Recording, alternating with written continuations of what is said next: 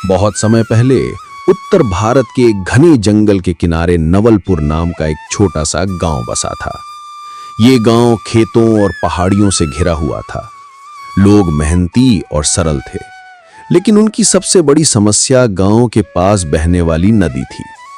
कहा जाता था कि उस नदी में कालिया नाग नाम का एक विशालकाय काला सांप रहता था। उसका शरीर इतना बड़ा था कि जब वो पानी में हिलता डुलता तो लगता जैसे पूरी नदी कांप रही हो। गांव वाले इतने डरे हुए थे कि ना तो वो नदी में नहाने जाते थे और ना ही मछलियां पकड़ने की हिम्मत करते थे। गांव में अरुण नाम का एक साहसी युवक रहता था। वो लगभग 20 साल का था, दिल से निडर और दिमाग से तेज। बचपन से ही उसने कालिया नाग की कहानियां सुनी थी, मगर उसे विश्वास नहीं था कि सच में कोई इतना विशाल सांप हो सकता है। एक दिन उसने निश्चय किया कि वो इस रहस्य को सुलझाकर ही रहेगा। रात के समय जब चांदनी नदी पर पड़ रही थी, अरुण अकेला ही नदी के किनारे पहुंचा। तभी अचानक पानी से एक विशाल नाग ने सिर उठाया। उसकी आंखें अंगारे की तरह लाल थीं और फुफकार से हवा कांप रही थी। नाग ने भारी आवाज में कहा, कौन है जो मेरे इलाके में आया है? भाग जा, वरना यहीं समाप्त हो जाएगा। अरुण ने हिम्मत जुटाकर पूछा, तुम इंसानों से दुश्मनी क्यों रखते हो? ये नदी सबकी है। नाग ने उत्तर दिया, सैकड़ों साल पहले तुम्हारे गांव के लोगों ने मेरे परिवार को मार डाला था।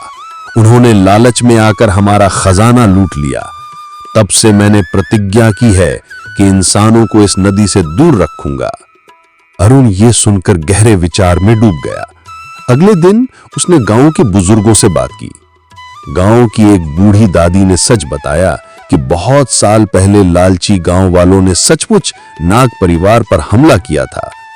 कालिया नाग उनका आखिरी जीवित सदस्य था और तब से वो बदले की आग में जल रहा था। अरुण ने ठान लिया कि वो इस दुश्मनी को खत्म करेगा। वो फिर से नदी किनारे गया और कालिया नाग को पुकारा। नाग गुस्से में पानी से बाहर निकला। उसकी फुफकार से पेड़ कांपने लगे, मगर अरुण ने शांत स्वर में कहा, मैं लड़ने नहीं, दोस्ती करने आया हूं। यह सच है कि इंसानों ने गलती की थी, लेकिन अब हम बदल चुके हैं। मैं वादा करता हूं कि गांव वाले कभी लालच नहीं करेंगे और इस नदी का सम्मान करेंगे। तुम चाहो तो इस नदी की रक्षा करो, पर हमें भी जीने दो। यह सुनकर कालिया नाग की आंखों में गुस्से की जगह आंसू आ गए। उसने पहली बार किसी इंसान की आंखों में सच्चाई देखी।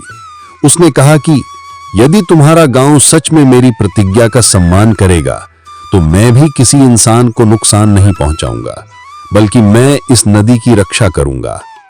उस दिन के बाद गांव वालों और कालिया नाग के बीच नई दोस्ती हो गई। गांव वाले नदी को साफ रखते, पानी को बर्बाद नहीं करते और हर साल पूर्णिमा की रात नदी किनारे दीप जलाकर कालिया नाग को याद करते।